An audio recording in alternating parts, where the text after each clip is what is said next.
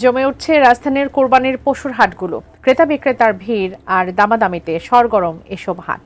উত্তরা দিয়াবাড়ি পশুর হাট থেকে আরো জানিয়েছেন সহকর্মী মনিরুল ইসলাম মিন্টু।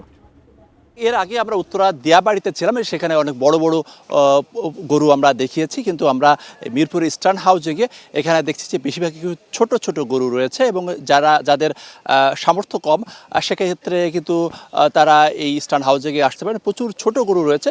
যে এখানে আপনাদের পশু সর্বনিম্ন কত টাকায় গরু কেনা যাবে? সর্বনিম্ন ৮০ হাজারে কেনা যাবে। ৮০,০০০ কেনা যাবে, হ্যাঁ সর্বনিম্ন। আচ্ছা, আরেকজনের সাথে কথা বলতে চাই। আপনি কে এসেছেন? আমি নওগাঁ থেকে এসেছি।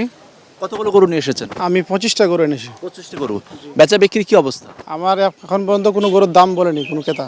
দু একজন আসছে, শুধু দাম জিজ্ঞেসে চলে যাচ্ছে। যারা বিক্রেতা রয়েছেন তারা অনেকটা মধ্যে রয়েছেন, যে হয়তো ঈদের যে 3 দিন আগে যে বেচা বিক্রি সেটি বাড়বে। তো ছোট গরু কিন্তু 80 থেকে 1 লাখ টাকায় কেনা যাচ্ছে ইস্টার্ন হাউজিংয়ে। ফলে যারা স্বাদ এবং সাধ্যের সমন্বয় ঘটিয়ে এই পশু কিনতে চান তারা কিন্তু চলে আসতে পারেন পশুর হাটে।